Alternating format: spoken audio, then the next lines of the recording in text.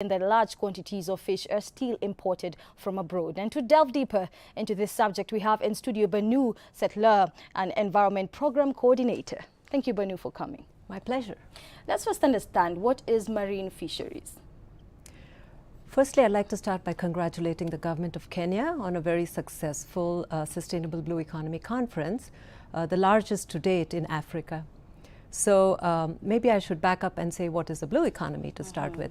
So there are several definitions out there for the blue economy, but universally accepted underlying principles are that it's the integrated and sustainable development of economic activities in healthy oceans. So that's the blue economy. And then coming to marine fisheries, it is basically fishing in salt water. It's not fresh water, like, for example, Lake Victoria, but it's in salt water like the seas. And marine fisheries being an aspect of the blue economy, what will you say are some of the challenges as far as Kenya is concerned?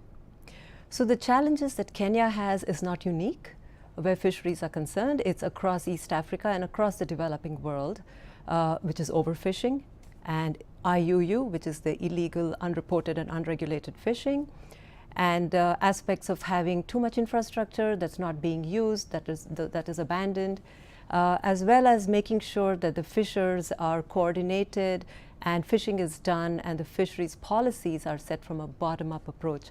So basically, fishers should be involved in the decision-making process, make sure that they are aware of policies that are being set and that there's a buy-in from the fishers. So once you have their buy-in, you know that whatever is going to be set in place will be sustainable for a long term. And even as we look at the fact that African countries, including Kenya, does import fish from foreign markets, how can we aid the fishers of Kenya towards making sure that they produce enough for the imports and local markets?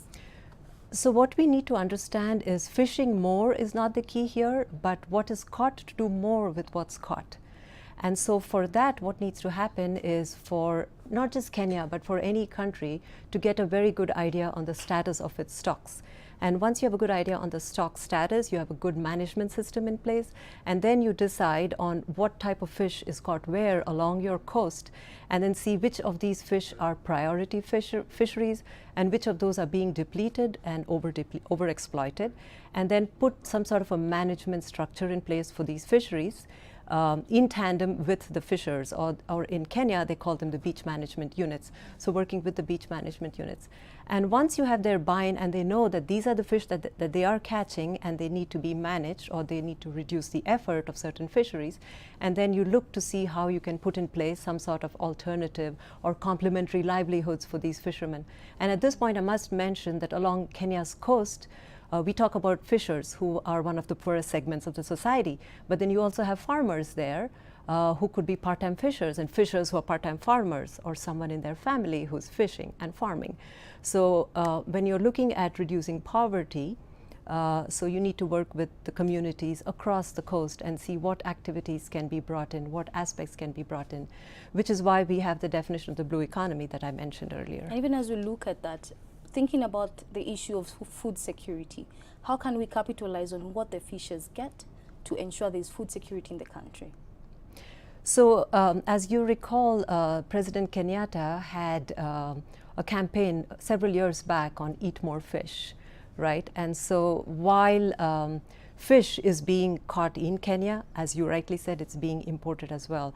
And so this, and there's been a lot of articles recently in the newspapers on having foreigners who come and fish here and such aspects. And so we would need to look into how these can be promoted again, bring the awareness back up to the communities, and this is the right time when President Kenyatta has brought in the Big Four agenda on food security as well.